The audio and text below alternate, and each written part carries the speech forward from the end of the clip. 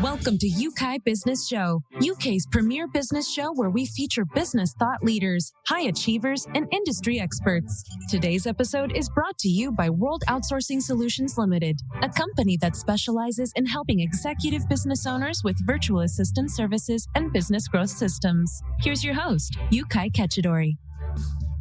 Hello, it's Yokai Kajidori here, and on behalf of my business partner, Trevor Stockwell, and the amazing team here at World Outsourcing Solutions, want to welcome you to this special episode of Enlightened Entrepreneur. You can find us at worldoutsourcingsolutions.com, where we specialize in providing business owners from all walks of life with highly trained, highly skilled virtual assistants. We are the go-to center of all your outsourcing needs based here in the United Kingdom.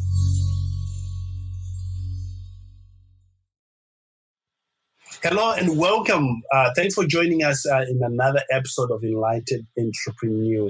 Today, my special guest is Jennifer Kurko, who is a licensed clinical therapist whose daughter's life-threatening food allergies led her to create a line of cosmetics free from the top 8 major allergies. Kiss Freely was born out of necessity and the desire to provide a safe alternative to the food allergies and gluten-free community. Jennifer Kurko is here with me. Welcome to the call, Jennifer. Thank you. Thank you for having me.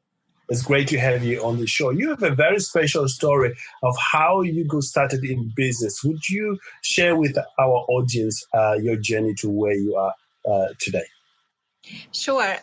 My oldest daughter was diagnosed with food allergies.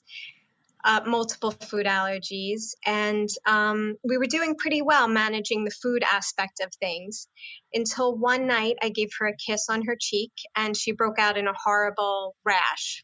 Right. At that point, I realized it was the lipstick I had on, and I had no idea there were food allergens in lipstick or other bath and body products. And I searched for an option that was safe for her, that was free from nuts and soy, and just was unable to find anything that would work. Right. So I started making our own products just for our family to use. And after a few months of doing that, we had other friends and family members who had food allergies who asked to use our products. And a few months after that, my daughter said at dinner, I can't be the only one who needs special lotion and lip balm. Oh, and precious. We thought you're absolutely right. You're not the only one. There are many people who need this. So we created a website and got the information out there.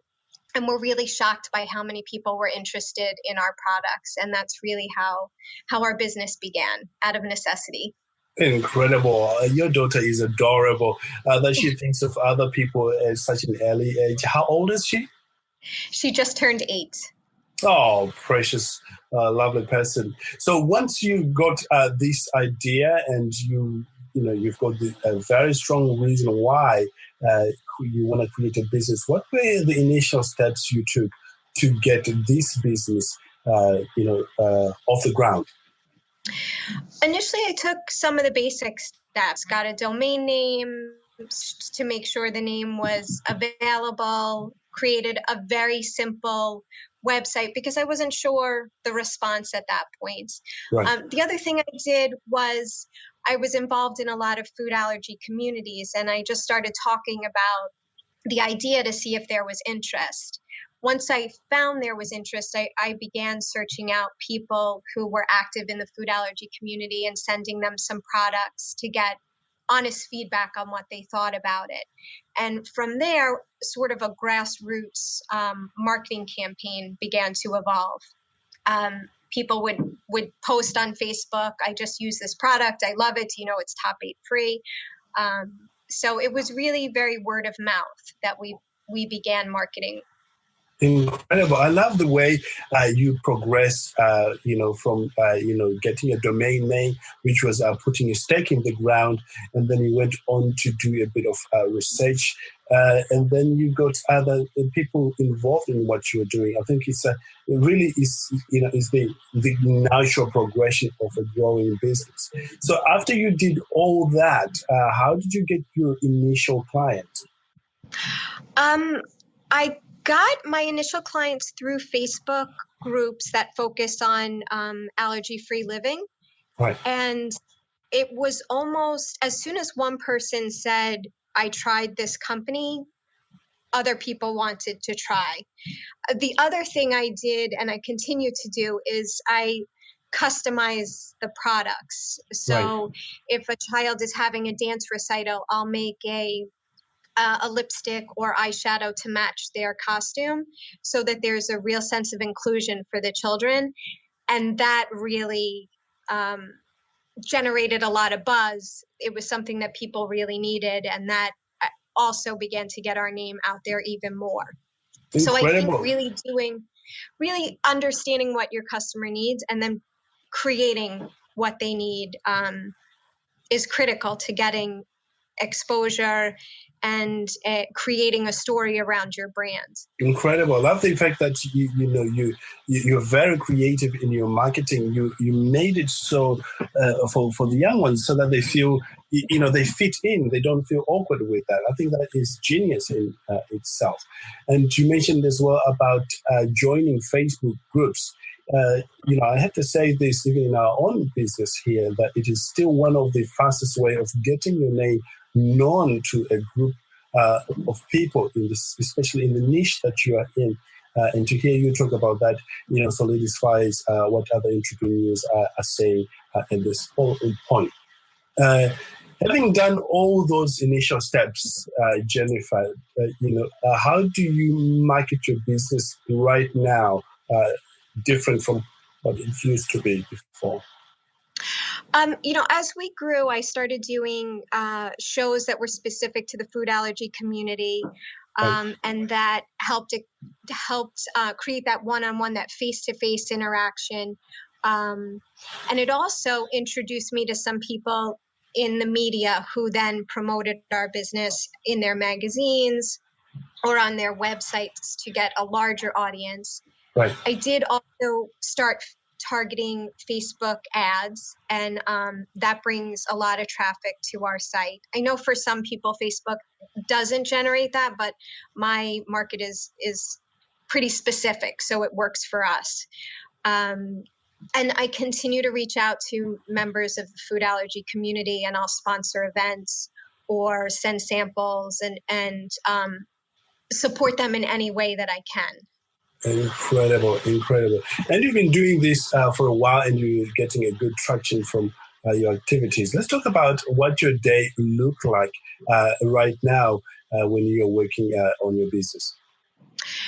So I work full time at another job, and I have 2 small children and a husband. So my business gets run in between baths and homework and all sorts of things.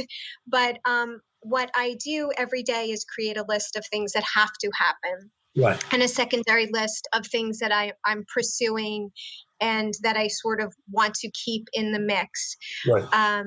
But I also really don't allow myself to stop working until those critical pieces are completed. And I think that when you're trying to fit in a business, and for some people, not having any structure creates the anxiety. And for some people, I think not having a lot of time creates anxiety. But if I define clearly what has to be accomplished, I'm able to get it done. Incredible. I love the stage you are in right now, because I remember that stage way back in 2008, immediately after uni. I had to work, at the time I was working at the Vodafone head office here in England, in a place called Newbury. I had to juggle things, running business at the same time. I was doing like 15 hours a day, because I would work normal time, 9 to 5, and then go home. My attention is needed there. And I would start running my business from 10 till 2 in the morning. Right. Those were my working hours. And then, be up first thing in the morning to be in work again for 9 in the morning. And you are in such a critical place because, in fact, most entrepreneurs have to go through that now speaking to, hundreds of entrepreneurs during these sessions, I hear the same story that you have to apply yourself. So, for our listeners there, this is not a unique story. If you're getting started, this is how, we roll as entrepreneurs. You make it happen.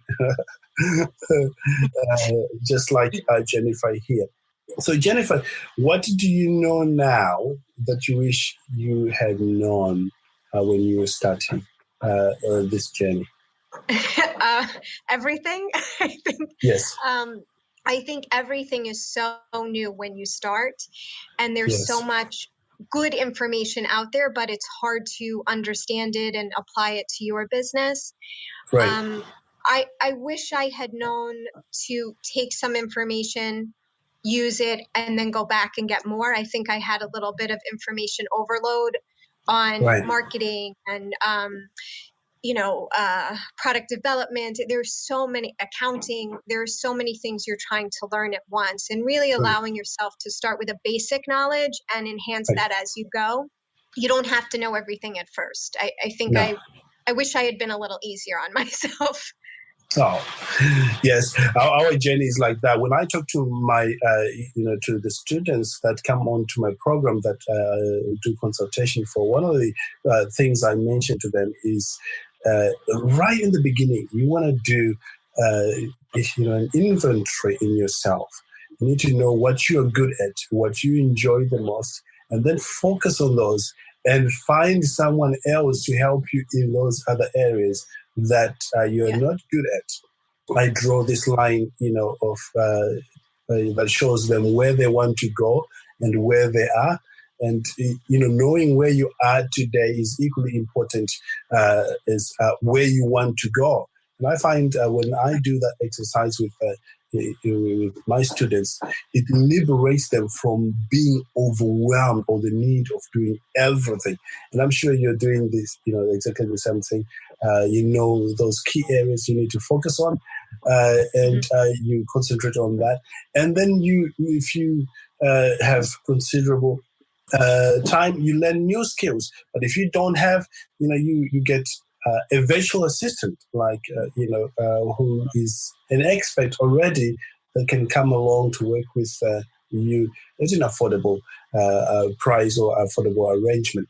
Because the business it has a lot of moving parts. It's a huge animal.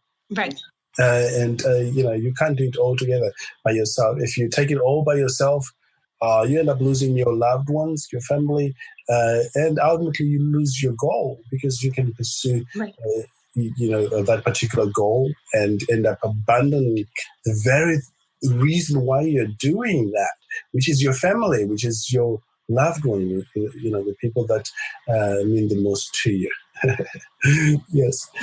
So let's talk about the product that you have right now for a moment.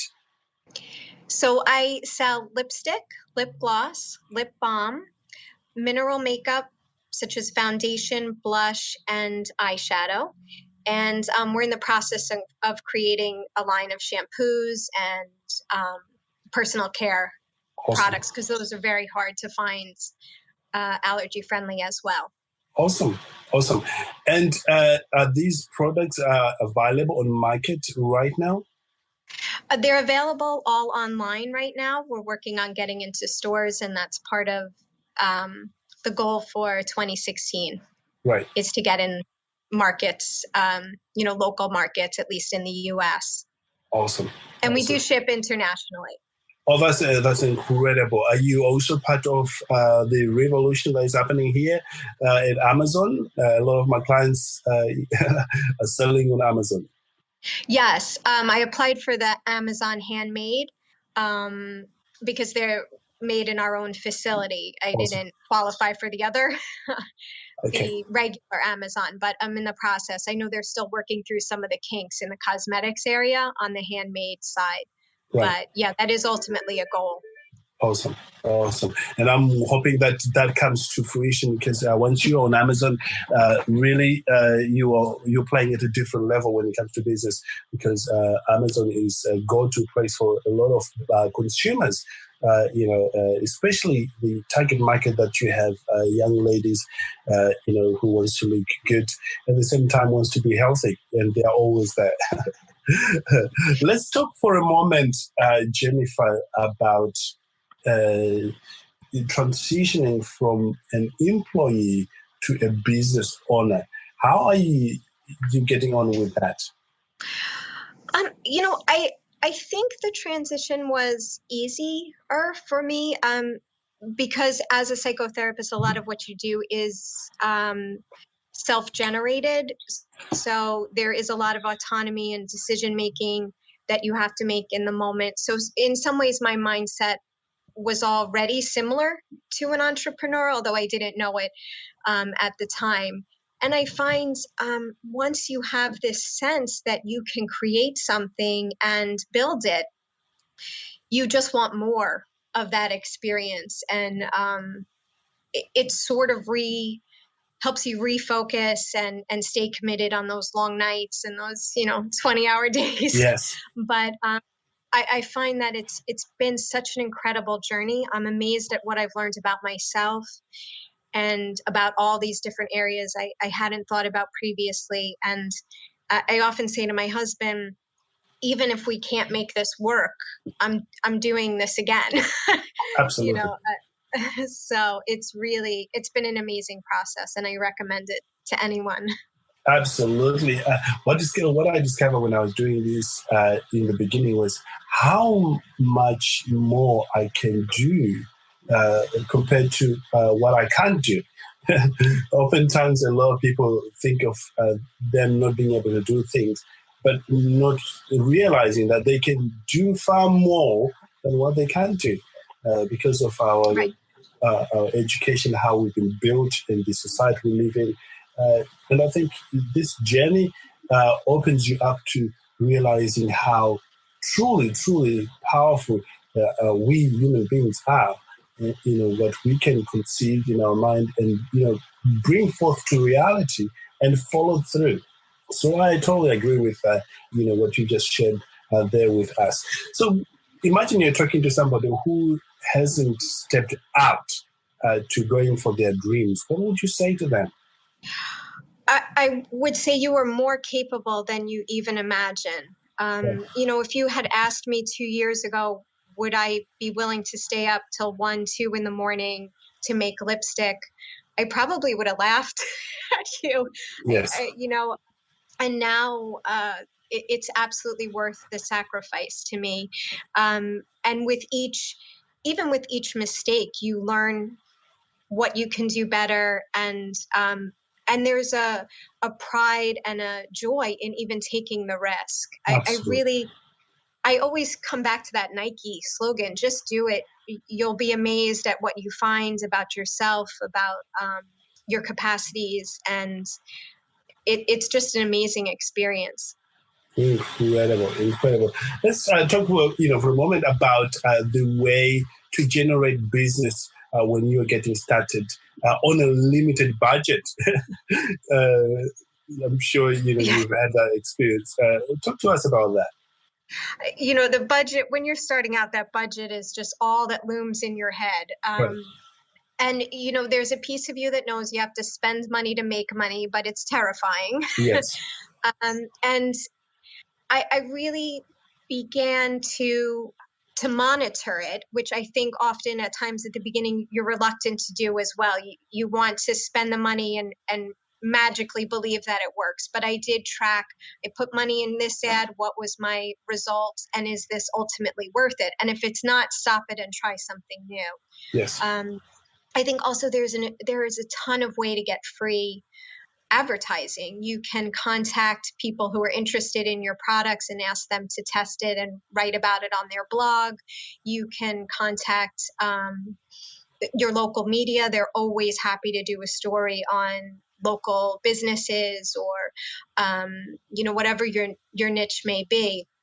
So you just have to be creative, and there's so much on social media that you can really use for free. Just saying, this is what I do. What do you think about it? You can run contests, all that don't need to be paid. at the beginning. And that also helps you get a sense of where your customers truly are.